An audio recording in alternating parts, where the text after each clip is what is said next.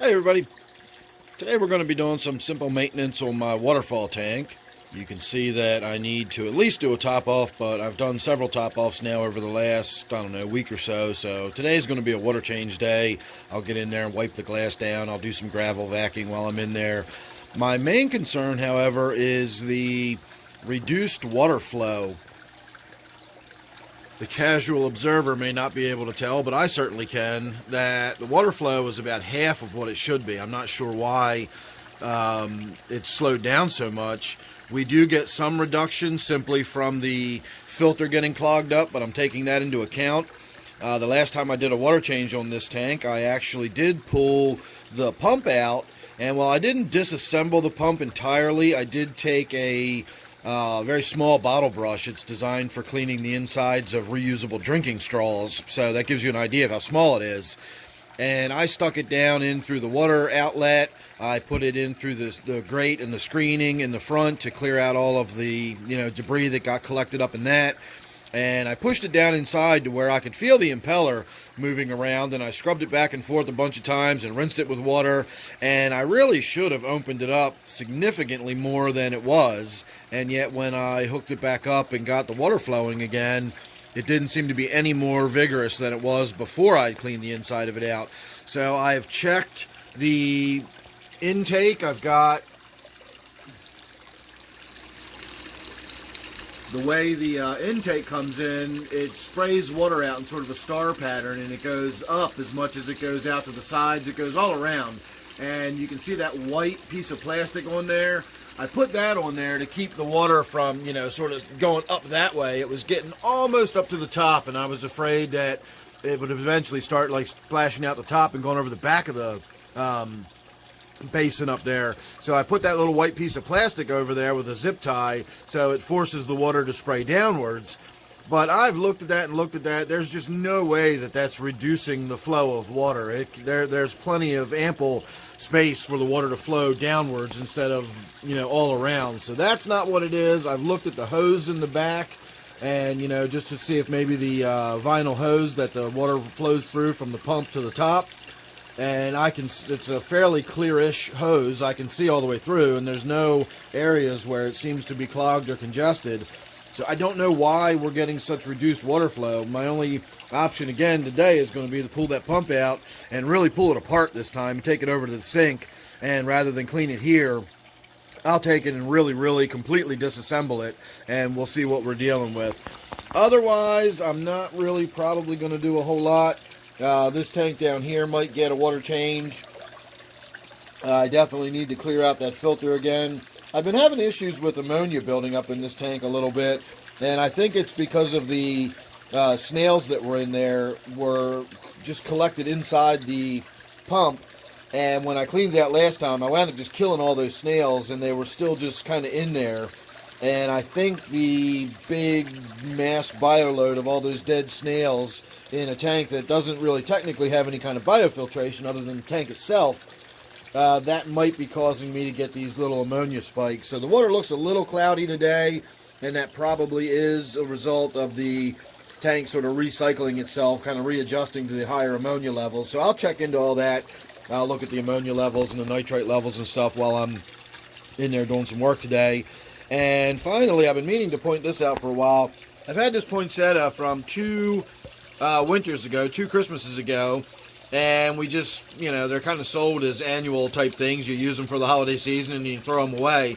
And I've just kept this one going. It's barely survived. I kind of ignore it. I water it from time to time, and I've just kind of let it do its thing.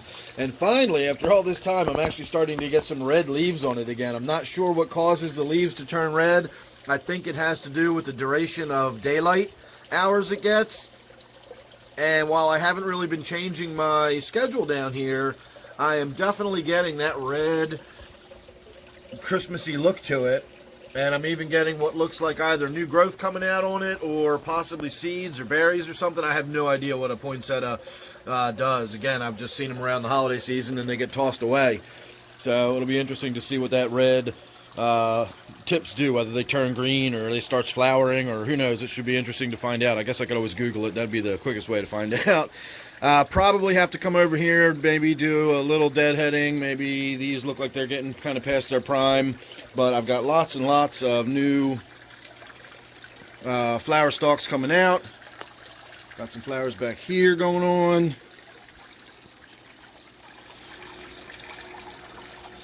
And that's about all I can think of. So we're going to get started. Again, big water change, clean the glass down. I'll get that light turned on for the second half of the video, so consider this part your before. Alright everybody, here we are, mid water change. I've been in there scrunching the gravel vac around. I've got a ton of the mulm and the crud and everything out of there.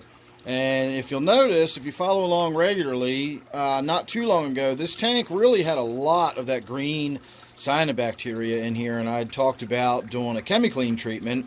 As much just for something to shoot a video about as it was to actually treat the tank. And you can still see there's plenty of it in here. I know it doesn't come out real well right now, but some of this darker coloration on the wood, that's some of that cyanobacteria, and it is still in there. But you can see how by just doing a few water changes, getting the good water circulation going again, and, you know, just physically removing it with the gravel vac, has greatly reduced the amount that's in the tank. And so at this point I'm not even worried about doing the chemiclean treatment anymore. I do still want to get in and change out this filter. You can see how it's running at a trickle. I do have the volume turned way down, so that's part of it, but the filter does need to be changed as well.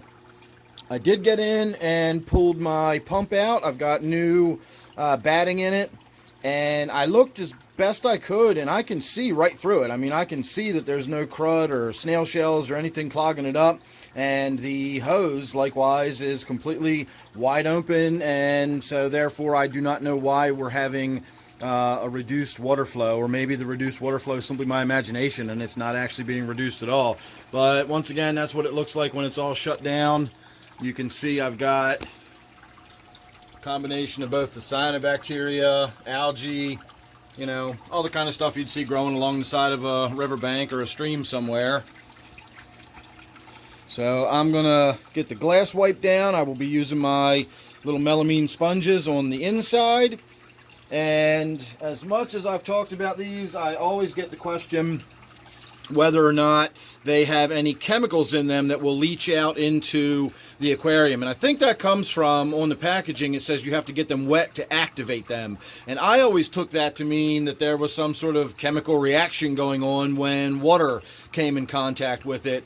And all that means is it's like a sponge. It would be the same as saying you have to get a sponge wet to activate it. You know, a bone dry sponge isn't very good. You've got to at least get it moist before it really works well as a sponge. So that was what that means by get it wet to activate it. And there is absolutely no chemicals. That is just an inert melamine sponge. There's no soaps, there's no chemicals, there's no nothing in there. So I will be getting in and wiping down the inside of the glass with that.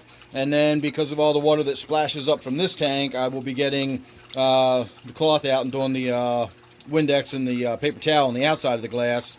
And in this particular case, I definitely do not spray the Windex directly on this glass because it will go right down into that tank there. So I always spray the Windex directly onto the paper towel in the other room and come in and do it. And I think while we're in here, I'm going to go ahead and do another water change on this tank. The water flow is down to almost nothing again, and I've got that sort of cloudy water, so I might be having another little issue with my nitrogen cycle in this tank. Not really sure what's going on with this tank as of late. But anyway, there's a look mid water change. Give me a minute, let me get it all put back together, up and running, and we'll get a look at the final product. And there's the finished product. So we're wrapping it up for the day. I've got all the lights turned out in the fish room here. We are only working off the lights on the Waterfall. So I always kind of enjoy it here. At the end of the day, I always turn all the lights out except for the Waterfall, and that's kind of my sunset for the afternoon. So not a lot to talk about as far as what's going on with the Waterfall part of it, so we can go ahead and get those lights shut down now. I did get in there, as I said. I got that pump all cleaned out, and we're still getting about the same amount of water flow we were getting before. So I guess it's just my perception that it just seems like we're not getting as much water flow as we used to. But other than that, there's not really anything to talk about going on in this top section. So first we're going to power down the big LED, and then we're going to go ahead and turn out the little spotlight I got over here, which gives us that beautiful sort of shimmering, reflected look from below.